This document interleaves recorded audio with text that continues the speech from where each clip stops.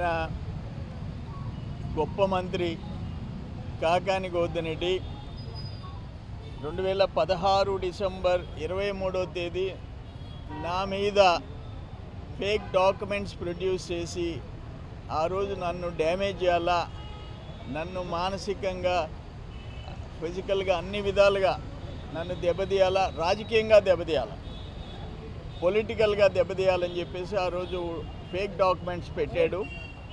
ఆ తర్వాత నేను criminal case, criminal defamation, physical defamation, criminal case, civil defamation అన్నీ వేశాను. ఈరోజు ఇక్కడ 8 ఏళ్ల తర్వాత సివిల్ డిఫమేషన్ హియరింగ్ మొదలైంది, విచారణ మొదలైంది. ఈరోజు డాక్యుమెంట్స్ మార్కింగ్ చేశారు. మళ్ళీ 15వ తేదీ మళ్ళీ కొన్ని డాక్యుమెంట్స్ మార్కింగ్ చేస్తారు.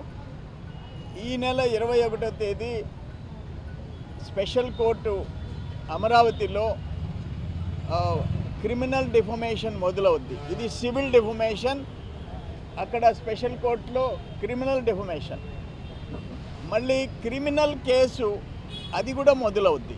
సో 8 ఏళ్ల తర్వాత కాకాని గోవర్ధన్ రెడ్డి నా మీద OCBC bank, RHP bank, Berhad bank, DBS bank, LHDN bank in Malaysia, నా ఆస్తులు 68 ఎకరాల భూమి in Nilai City of Malaysia, 1 plot 123A brick field area in Kuala Lumpur. నేను అది 9/11/2011లో కొన్నానని 2 భవనాలు నిలాయ్ సిటీలో 2005 జూలై 12లో కొన్నాను. ఒక్క building Sabang Jaya area in Malaysia, Priya Swami and Rama Singh మలేషియాలో వాళ్ళిద్దరు నాకు మధ్య క్యాష్ ట్రాన్సాక్షన్స్ జరిగినాయి. Sagar power private limited company బ్యాంకాక్లో నాకుంది.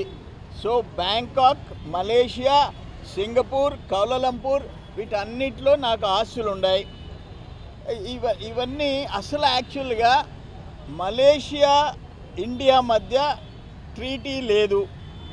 ఏదైనా సరే అక్కడ బ్యాంకుల గురించి కానీ అక్కడ ఉండే ట్రాన్సాక్షన్ గురించి ఇండియాలో మనం వెల్లడించేదానికి లేదు, మన గురించి ఇండియా గురించి అక్కడ మలేషియాలో చెప్పేదానికి లేదు. అది ఒప్పందం. ఈయన బ్యాంకులో ఉండే అకౌంట్ కాపీలతో కూడా పెట్టాడు.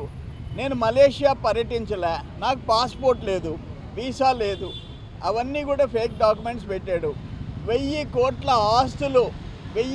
ఆస్తులు నాకు అక్కడ ఉన్నట్టు, నాకు, నా భార్య, నా కుమారుడికి 1000 కోట్ల ఆస్తులు 4 దేశాల్లో ఉన్నట్టు ఆ రోజు డిసెంబర్ 23 ఆయన ప్రెస్ కాన్ఫరెన్స్ పెట్టాడు. ఆయన ఉద్దేశం ఏంటంటే నేను రాజకీయంగా, మానసికంగా అన్ని విధాల, ఆరోగ్యంగా అన్ని విధాలా దెబ్బతినిపోవాలా, మెంటల్ టార్చర్ అనుభవించాలా, నేను కుంగిపోవాలా, నాకు నా ప్రతిష్ట తెలుగోడు అనేవాడు అందరి దగ్గర డ్యామేజ్ అయిపోవాలని చెప్పేసి ప్రయత్నం చేశాడు.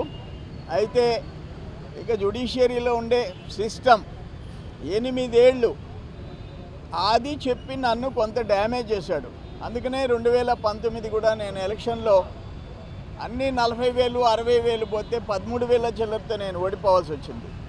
నా బంధువులు, స్నేహితులు ఇతర దేశాల్లో ఉండారు, నా అభిమానులు ఉండారు, తెలంగాణలో ఉండారు, ఈ దేశంలో అక్కడక్కడ తెలుగు వాళ్ళు ఎక్కడ ఉంటే అక్కడ ఉండారు. వాళ్ళందరూ కూడా ఎంతో కొంతమంది అయినా నన్ను అనుమానించే పరిస్థితి నాకు తీసుకొని వచ్చాడు. ఇటువంటి దుర్మార్గం ఫేక్ డాక్యుమెంట్స్ పెట్టడం, ఇతర దేశాల్లోంచి ఆ పత్రాలు తెచ్చి పెట్టి నమ్మించేదానికి ప్రయత్నం చేయటం, ఎవరు ఏ రాజకీయ నాయకుడు చేయలే.